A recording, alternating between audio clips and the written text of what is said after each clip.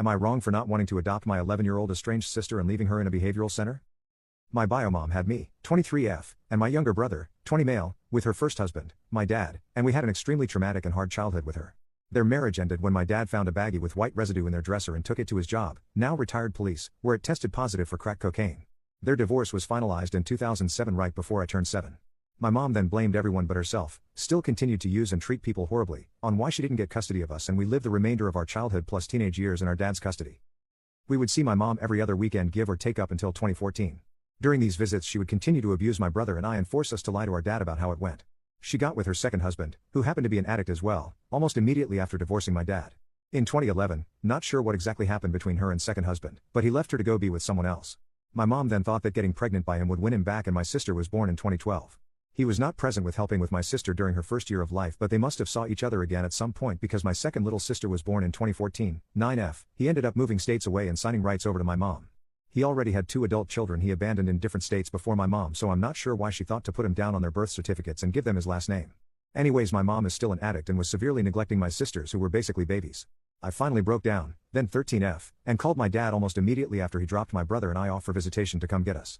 My sisters were covered in their own filth and feces with no diapers or clothes on, screaming, crying, locked in a bedroom with no food, formula, nothing, and I had no idea how long they had been there like that for. My mom was passed out on the couch with the front door unlocked and wasn't responding due to being passed out after a drug binge. My dad obviously called the police and my mom went to jail for 6 weeks and my sisters went into foster care. They were eventually adopted 2 years later by their foster family and my mom's rights were terminated by the state. After that I didn't have contact with my mom very often until I was 18, and after about 6 months she chose her third husband over having a relationship with me, and that's when I grew up and realized she's not worth a relationship anyway. Fast forward to 2024, I have a career, family, almost 2-year-old daughter and pregnant W another girl, and living with their father in our house together, so I've been extremely happy after years of hardship. I received a call in January from a number I didn't recognize and I honestly wish I never answered. On the other end was a caseworker asking me if I was so-and-so and I said yes. Then she proceeded to tell me that my estranged sister, 11F, has been looking to try and locate me recently and asked me if I was willing to be a support person for her, so obviously I happily agreed. I was confused though because I know for a fact she was adopted by her foster family along with our younger sister because my mom illegally yet heavily stalked them. It seemed like she got to have a much better and stable childhood than me. So I felt bad that her caseworker told me she's been in 2 foster homes and has now been placed in a behavioral residential center for children since being removed from her adoptive family.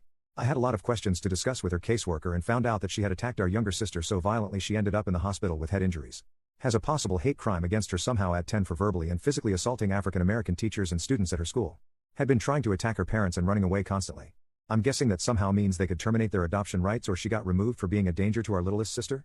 I'm not sure why she got removed from her last 2 foster homes afterwards and ended up in a facility. She also suffers from PTSD, a mood disorder, and an attachment disorder that she's receiving treatment for, and that's all I know about her. I thought that agreeing to be her support person would be beneficial and maybe I could relate to her because I suffer from extreme anxiety, bipolar disorder, and PTSD.